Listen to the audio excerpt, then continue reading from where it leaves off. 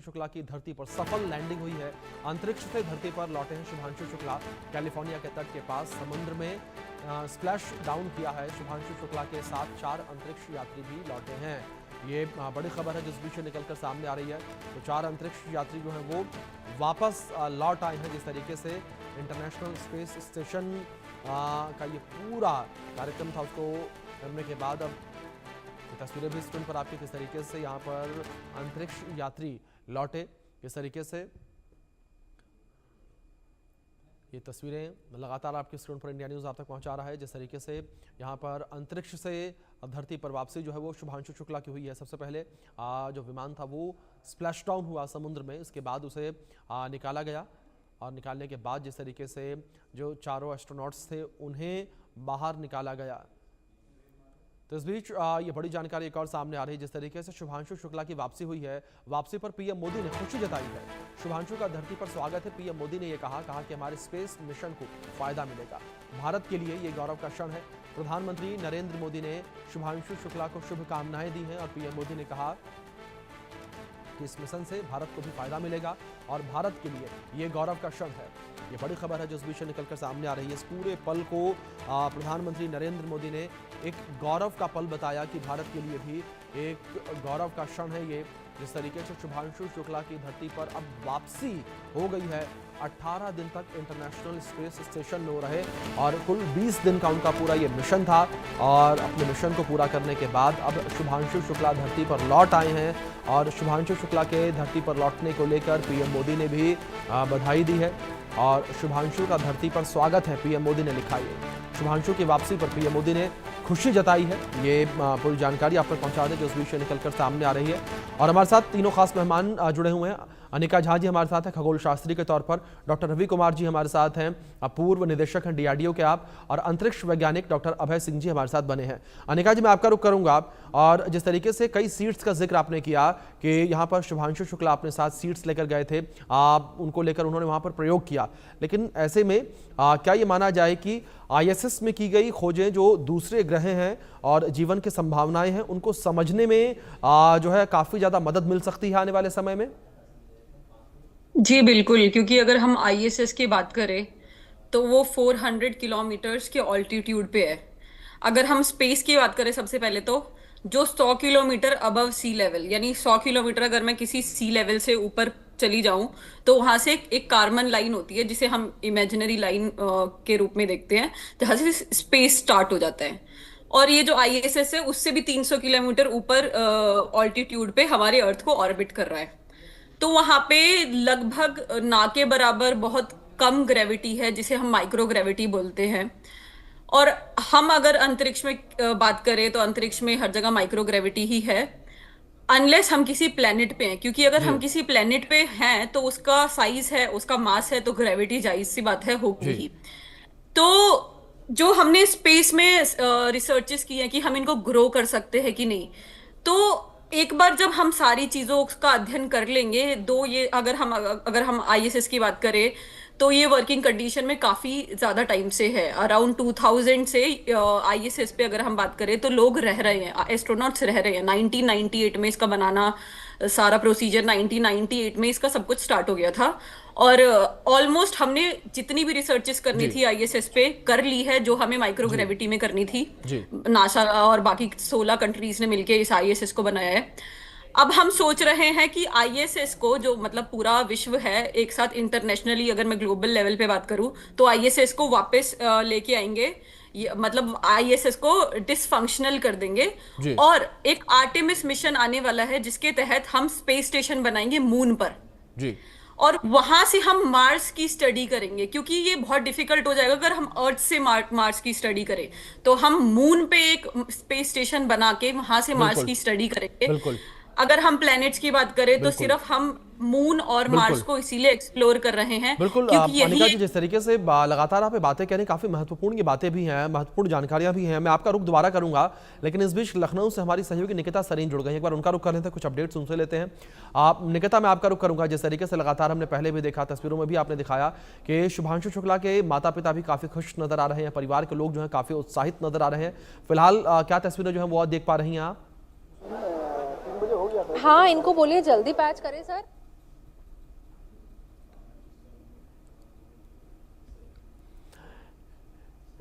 लगता कुछ तकनीकी खामी है, निकिता तक हमारी आवाज़ नहीं जा पा रही। एक बार फिर से हम निकिता से संपर्क करेंगे। लेकिन लगातार जिस तरीके से खास मेहमान भी हमारे साथ बने हुए हैं, तमाम जो विषय हैं उनको लेकर चर्चा हो रही है और किस तरीके से काफ़ी ये महत्वपूर्ण जानकारियां भी इस पूरे मिशन से मिलती हुई नजर आएंगी। जिस तरीके से इस पूरी बातचीत में अनिका जी ने भी जिक्र किया, रवि जी ने जिक्र किया और साथ ही साथ अभय जी ने भी जिक्र किया। हमारी सहयोगी निकिता हमारे साथ जुड़ गई है। निकिता, मैं रुक करूंगा आपका एक बार फिर से। जिस तरीके से पहले भी आपने बातचीत करने का प्रयास किया, अहम और महत्वपूर्ण तस्वीरें हमारे दर्शकों तक पहुंचाई। अगर इस समय बात करें, शुभांशु शुक्ला जो है वो एयरक्राफ्ट से भी बाहर निकल के आ चुके हैं, तो ऐसे में परिवार का क्या कुछ कहना, किस तरीके से परिवार जो है वो एक्साइटेड नजर आ रहा है? ये लोग भी साथ में थे, आप उनसे ही बात करें। देखिए, परिवार ऑलरेडी एक्साइटेड नज़र आ रहा है। शुभांशु के ब्रदर इस वक्त हमारे साथ हैं, हम उनसे ही बात करेंगे। जिस तरह से उन्होंने बताया कि अब सारा डर ख़त्म है, हम देख रहे थे लगातार एक इमोशनल मोमेंट था। कैप्सूल से जब बाहर आए, बड़ा एक एक्साइटमेंट लेवल हो गया। आपका क्या कहना है, कितनी अच्छी यादें हैं, आप कब मिल पाएंगे अब शुभांशु को? अभी तो फिलहाल बड़े पर्दे पर देख रहे हैं। बिल्कुल, अब पिछले 1 साल से सिर्फ हम उनको पर्दे पे ही देख रहे थे, जब अगस्त में वो अमेरिका गए थे। और हालांकि अभी पिछले 3-4 महीने से उनको वाइब्स काफ़ी ज़्यादा मिल रही थी, तो उनके अपडेट्स ले रहे थे हम लोग। और जब उनका फर्स्ट लॉन्च डेट था 29 मई को, but that deferred 6 times and finally he went on 25 June. Even that point of time इतना ज़्यादा क्वारंटीन उनका टाइम हो गया था, तो वो बोलने लगे थे अब तो जाने का ही मन कर रहा है, जल्दी से जाऊँ मैं। और फिर जब वो वहाँ पे पहुँचे, फिर उसके बाद वहाँ पे उन्होंने जिस तरीके से इंटरेक्ट किया हम लोगों से, he call to his father, so his father thought कि ये प्रैंक कॉल है, तो बट वो प्रैंक कॉल नहीं था, सो ही मेड कन्विंस कि मैंने ही कॉल किया है। उसके बाद फिर वीडियो कॉल उसने अरेंज करी, जिसमें हम सब लोगों ने, घर के कुछ करीबी लोगों ने जूम पे पूरा अंतरिक्ष को उसकी आंखों से हम लोगों ने देखा। वो कैसे खा रहा है, पी रहा है, कैसे सोता है, दीवार में चिपक के उसको स्वीट में जाके करना होता है। सो ये पूरी जर्नी जो है, मैं मतलब अगर बताने आपको बैठूँ तो मेरे ख्याल से 2-3 दिन लग जाएंगे समझाने बताने के लिए, but that was very exciting.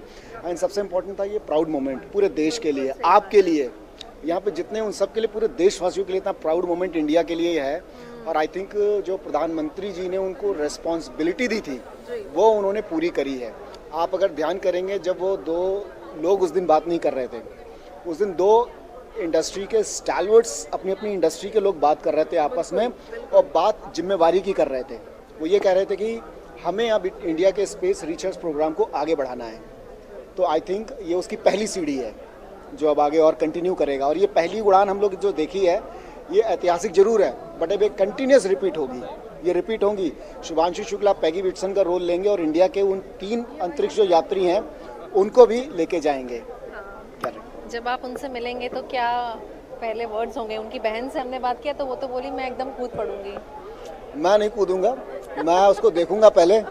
और इसमें आमिर खान की मूवी का एक सीन मुझे याद आया है, जब वो सारी चीज़ें कंप्लीट कर लेते हैं तो एक जोर से उसके कंधे पे मारते कहते हैं शाबाश, तो शायद मैं उसको शाबाश कहूँगा और फिर गले लग जाऊँगा। तो देखिए, ये शुभांशु के भाई हैं जिन्होंने सारी मेमोरीज शेयर की, उन्होंने एक एक पल देखा और लगभग 1 साल से वो नहीं मिले हैं और सभी लोग एक्साइटेड हैं किस तरीके से शुभांशु से जब उनकी मुलाकात होगी तो क्या क्या वो कहेंगे। फिलहाल ये शुभांशु के भाई का कहना है।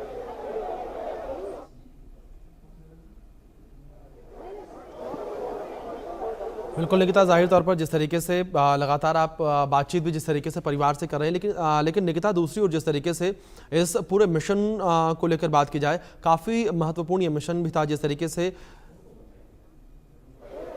जाहिर तौर पर निकिता बनी रहे हमारे साथ। इस बीच एक रिपोर्ट है हमारी सहयोगी निकिता की ही, किस तरीके से उन्होंने शुभांशु शुक्ला के माता पिता से बातचीत की है, वो अपने दर्शकों को एक बार दिखाते हैं हम।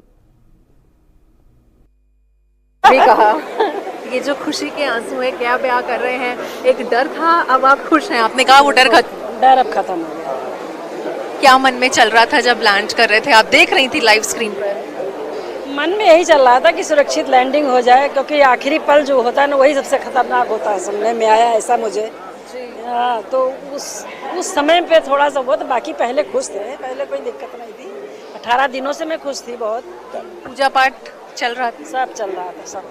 क्या मैसेज देंगी सभी हिंदुस्तानियों को? आशा शुक्ला जी हैं क्या मैसेज देंगे सभी हिंदुस्तानी? जो वहाँ लैंड कर सभी चुका को है। यही देंगे कि और सब लोग जिसको वो जो इसमें इच्छुक है वो प्रयास करे, पढ़े लिखे, अपना पढ़ाई करे, ईमानदारी से आगे बढ़े, तो सब और कुछ वो हमारे संभव साथ है, है। सब कुछ संभव है। आखिरकार तो देखिए जिस तरीके से यहाँ पर मिसेस शुक्ला से हमने बात की है और साफ तौर पर उनका कहना है कि जो एक डर था वो अब ख़त्म हो गया है, और जिस तरीके से हमने देखा कि उनके आंखों में आंसू थे, भावुक पल था, और अब होठों पे मुस्कान है, तो जाहिर है जो उनका डर है वो ख़त्म हो गया, क्योंकि शुभांशु शुक्ला ने एक सक्सेसफुल लैंडिंग यहाँ पर कर ली है।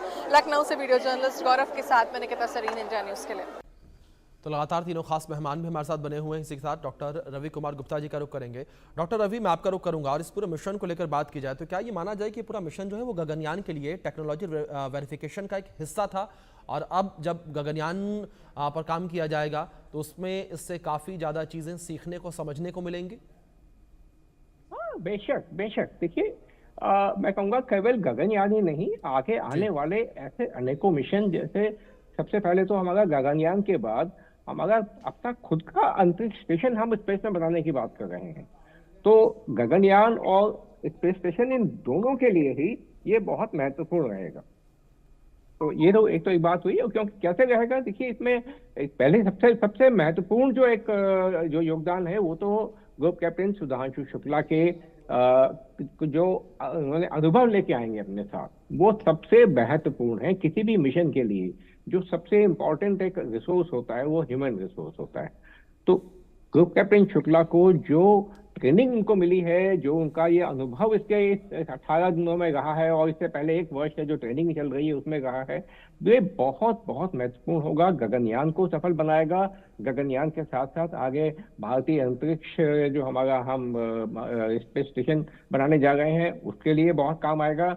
और फिर हम आगे जो मून पे जाने की तैयारी कर रहे हैं, 2040 तक हमें एक भारतीय को मून की, चंद्रमा की धरती पे लैंड कराना है, उसमें भी इसका बहुत बड़ा योगदान होगा।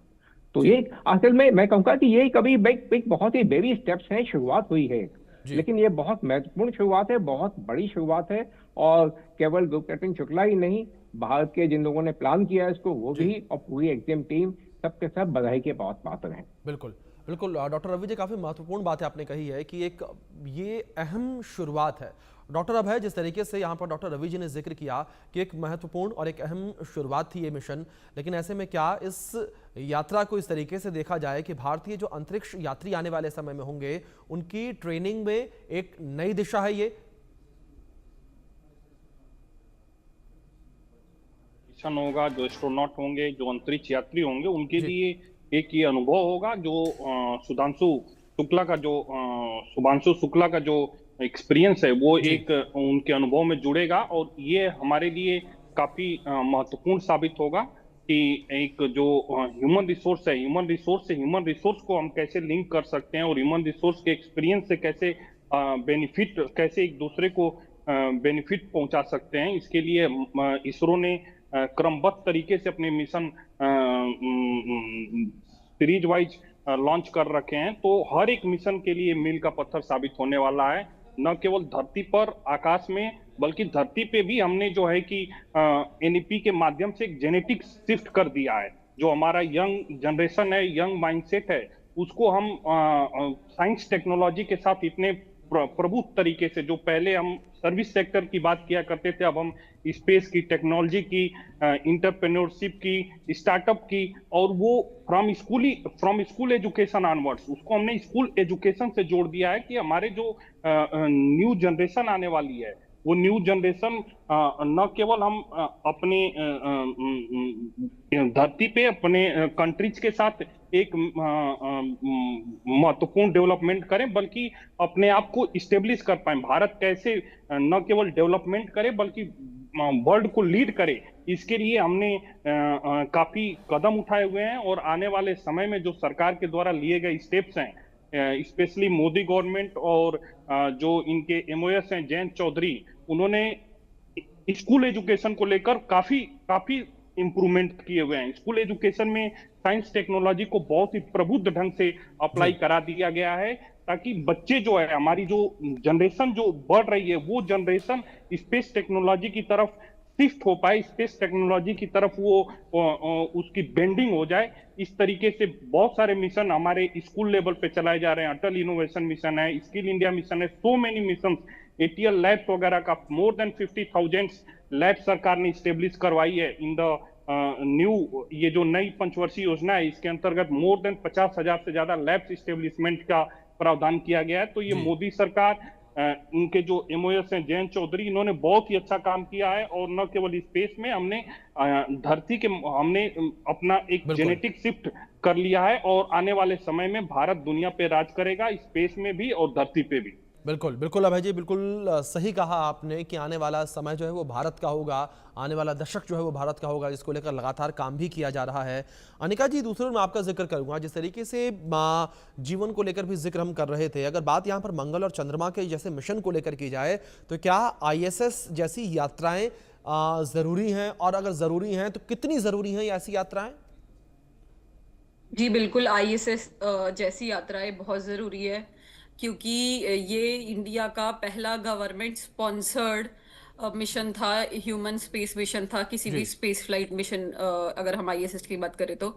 और आने वाले टाइम में, क्योंकि हम चंद्रमा को एक्सप्लोर करने वाले हैं, चंद्रयान मिशन की हो सकता है चंद्रयान का जो अपकमिंग मिशंस है और मंगलयान के भी जो अपकमिंग मिशंस हैं, क्योंकि यही दो प्लैनेट्स, अगर हम बात करें मून की, तो मून तो हमारी धरती की एक नेचुरल सैटेलाइट है और जो हमारा मार्स है वो एक प्लैनेट है।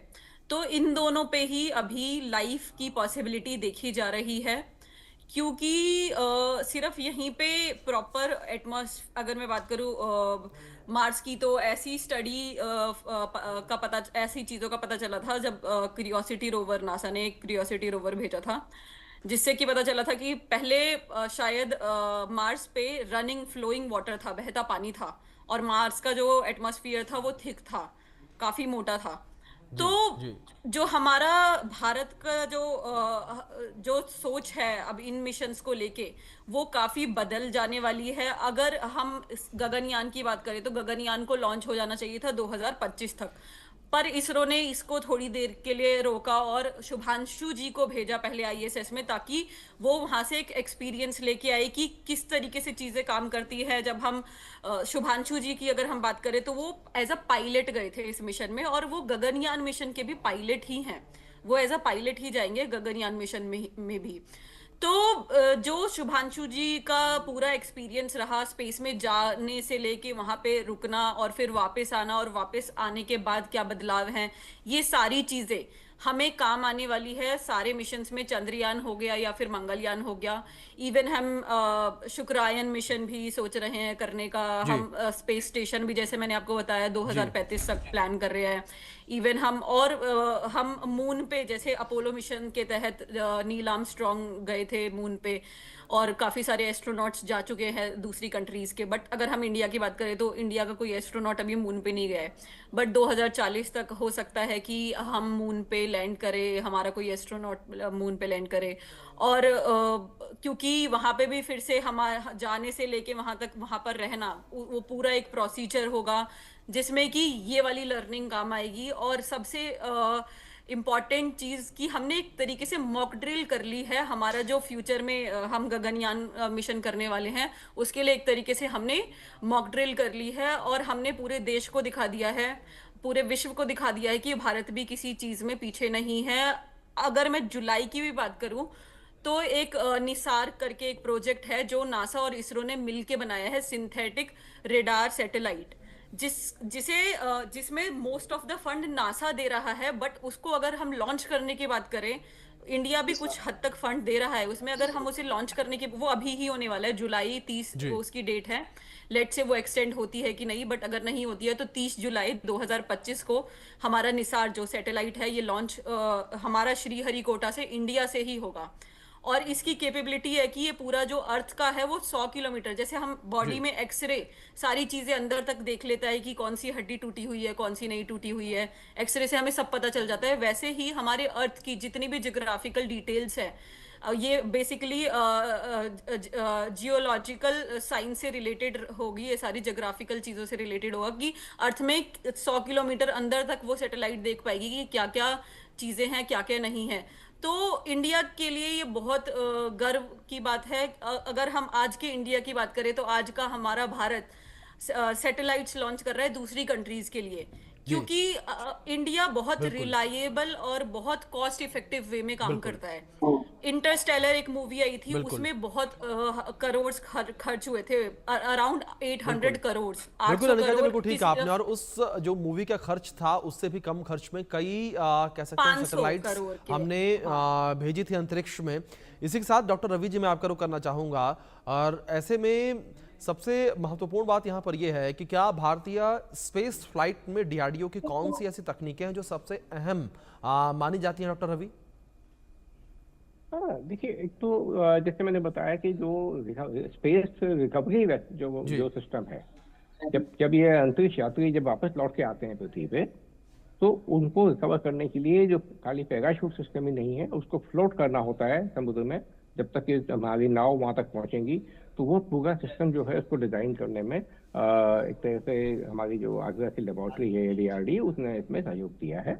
और उसके दोनों इसको और इसरो के साथ मिलकर के उन्होंने इसको डिजाइन किया है। इसके परीक्षण हो चुके हैं कई बार और बहुत अच्छे से काम किया है इन्होंने। इसके अतिरिक्त जो वहाँ पे ह्यूमन फिजियोलॉजी को स्टडी करने के लिए, ह्यूमन साइकोलॉजी को स्टडी करने में हमारा DRDO का उसमें योगदान रहा है।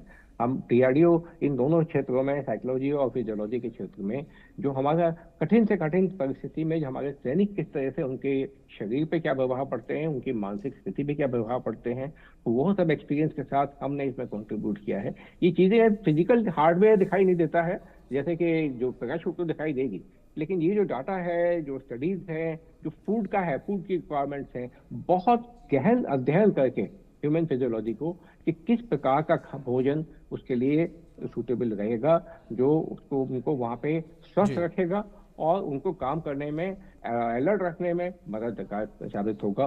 तो ये सब चीजें हैं। ये तो हुआ आपका जो डायरेक्टली स्पेस से लिंक्ड हो गया। और अब जैसे बाकी रही बात कि स्पेस को इस्तेमाल करते हुए सुरक्षा के लिए जो काम कर रहे हैं, वो तो एक बहुत बड़ा क्षेत्र है। आपने देखा अभी उसका एक उदाहरण आपको देखने को मिला अभी, जब ये आपका आकाश तीर ऑपरेशन सिंदूर के समय में कितनी बेहतरीन तरीके से हमने दुश्मन के तमाम जो अटैक थे उनको हमने नाकामयाब किया। तो ये इसमें बहुत बड़ा हाथ था जो DRDO ने स्पेस में जो अपने जो सैटेलाइट के जो सिस्टम्स को, उनके सॉफ्टवेयर्स को, उन सबको डेवलप किया है, जो ग्राउंड स्टेशंस को डेवलप किया है, वो उन सबका बड़ा हाथ रहा है इसके अंदर। तो मैं कहूँगा कि DRDO का जो ISRO और DRDO का इनका काम बहुत पैरेलल चलता आया है। एक समय था कि जब हम दोनों के काम को बिल्कुल अलग अलग रखते थे, क्योंकि दोनों के ऊपर प्रतिबंध लगा हुआ था। अगर जैसे ही पता किसी को मालूम पड़ेगा कि भाई DRDO के साथ मिलकर काम हो रहा है, तो ISRO के ऊपर प्रतिबंध और बढ़ जाते थे। तो इस तरह से हमने इसलिए इस कारण से अलग अलग रखा था। और उस समय जो काम चल रहे थे 80 के दशक में, 90 के दशक में, 2000 के आसपास, तो उस समय जो काम था, जैसे मिसाइल हमारा है, मिसाइल को स्पेस में जाकर के लौट के आना होता है अटैक करने के लिए ग्राउंड पे, जबकि स्पेस में उस समय री एंट्री नहीं होती थी। स्पेस में खाली हमने सैटेलाइट भेजा, उसके बाद जो कुछ भेजा वहां पे जाकर डिस्ट्रॉय हो जाएगा रास्ते में, और सैटेलाइट वहां अंतरिक्ष में रहेगा। तो वो लिंक पे काम दोनों का एक जैसा था, लेकिन जो स्पेस व्हीकल्स हैं दोनों का जो काम करने का तरीका बिल्कुल अलग था। जो आपका स्पेस का प्रोग्राम होता है, उसके जो रॉकेट्स होते हैं, उनको कई दिन पहले से तैयारी शुरू की जाती है। तो वहां पे हम आमतौर पे लिक्विड ईंधन का इस्तेमाल करते हैं, लिक्विड प्रोपेलेंट्स का, जबकि जो हमारे मिसाइल्स हैं उनको तो कुछ सेकंड्स के नोटिस पे काम करना होता है। वहां पे लिक्विड प्रोपल्शन नहीं चलेगा, तो वहाँ सॉलिड, हमने DRDO ने फोकस किया सॉलिड प्रोपेलेंट्स के ऊपर, जो उसमें मास्टरी है हमारी है। तो इस प्रकार से दोनों का काम में बहुत पैरेलल भी है, मिलता जुलता भी है, कुछ अलग भी गए हैं। आज के दिन की बात करें तो आज हम DRDO और ISRO हाथ से हाथ मिला, कंधे से कंधा मिला करके, और साथ में आज एक बहुत बड़ा बदलाव आया है। देखिए 2001 तक DRDO के डिफेंस के क्षेत्र में प्राइवेट इंडस्ट्री को पूरी तरह से बैन किया हुआ था। प्राइवेट इंडस्ट्री का वेपन्स और प्लेटफॉर्म्स को हाथ लगाना ही अलाउड नहीं था, केवल DPSU और ऑर्डिनेंस फैक्ट्री में काम होता था। तो DRDO को एक समस्या आती थी कि जो हमने डिजाइन किया उसको बनवाएं कैसे। अगर हमने तोप बनाई है तो तोप को बनाने का काम केवल एक ही ऑर्डिनेंस फैक्ट्री है, वही करेगी। टैंक बनाया तो एक ही ऑर्डिनेंस फैक्ट्री है, वही काम करेगी। आज प्राइवेट सेक्टर अंतरिक्ष क्षेत्र में भी और रक्षा के क्षेत्र में भी बहुत तेजी से आगे बढ़ा है, जो बहुत 2014 के बाद से ये एक बहुत बड़ा बदलाव आया है। 2001 में परमिशन बेशक मिल गई थी, लेकिन उसको सहयोग नहीं मिल पा रहा था, पॉलिसीज अभी इतने नहीं बन पाई थी, और बीच का 10 साल का दशक तो ऐसा आया कि जहां बिल्कुल ही एक तरह से हम कई साल पीछे दोबारा चले गए थे। लेकिन अब पिछले 11 साल में हमने बहुत तेजी से बदलाव देखा है। आज जो नीतियां हैं, स्पेस नीति है, वेल डिफाइंड स्पेस नीति है, वेल डिफाइंड हमारी जो आपका रक्षा को के जो उत्पाद हैं उनको बनाने से लेकर के, उनके खरीदारी से लेकर के, उनको बनाने हर चीज में एक निर्धारित पॉलिसी का आना बहुत बड़ी बात रही है। उसके चलते स्पेस सेक्टर में भी प्राइवेट इंडस्ट्री बहुत तेजी से आगे बढ़ रही है, और रक्षा के क्षेत्र में भी। आज आप देखिए कि जो हमारा अभी एक्सियम मिशन हुआ है, एक्सियम मिशन भी, एक्सियम कंपनी भी एक प्राइवेट कंपनी है, और स्पेस एक्स वो भी प्राइवेट कंपनी है। तो प्राइवेट क्षेत्र का, निजी क्षेत्र का उभर के आना बहुत आवश्यक है, क्योंकि स्पेस और रक्षा दोनों ही इतने बड़े क्षेत्र हैं, और ये सब भारत की, देश की इकोनॉमी के लिए, अर्थव्यवस्था के लिए बहुत महत्वपूर्ण है। आज वही चीज अगर हम बाहर से खरीदते हैं और हम उसको देश में बनाएं, तो देश में बनाई हुई चीज हमें कई गुना सस्ती पड़ती है, और पूरा हमारे ऊपर कंट्रोल रहता है। आज हम अगर कैप्टन शुभांशु शुक्ला को अगर उन्होंने अलाउ किया है एज ए कैप्टन जाने के लिए, तो वो इसलिए किया है क्योंकि आज ISRO भी कोई पीछे नहीं है किसी से। हम अपने क्षेत्र में हम दुनिया के बिल्कुल एक लेवल पे आ चुके हैं। तो अब एक हमारा जो इसे कहते थे ना पहले कि भारत का एक ऑब्जर्वर स्टेशन है कि भाई दूर खड़े देखते रहो क्या चल रहा है बस। बिल्कुल डॉक्टर रवि, जिस तरीके से इन बातों का जिक्र किया आपने, ये बातें बड़ी महत्वपूर्ण लगती हैं ऐसे समय में जब भारत लगातार स्पेस में अपना कदम बढ़ा रहा है, स्पेस के क्षेत्र में लगातार बेहतर प्रयास कर रहा है। इसी के साथ डॉक्टर अभय मैं आपका रुख करूंगा, और जब से ये पूरा मिशन शुरू हुआ है, आईजियम 4 शुभांशु शुक्ला ISS गए हैं, उस समय से ही डॉक्टर अभय डीप स्पेस ह्यूमन मिशन को लेकर भी कई सारी चर्चाएं चल रही हैं। डॉक्टर अभय, सबसे पहले तो मैं आपसे डीप स्पेस ह्यूमन मिशन को समझना चाहूंगा, और आखिर इसकी चर्चाएं इस वक्त इतनी तेज क्यों हो गई हैं? यस सर, शुभांशु शुक्ला के बाद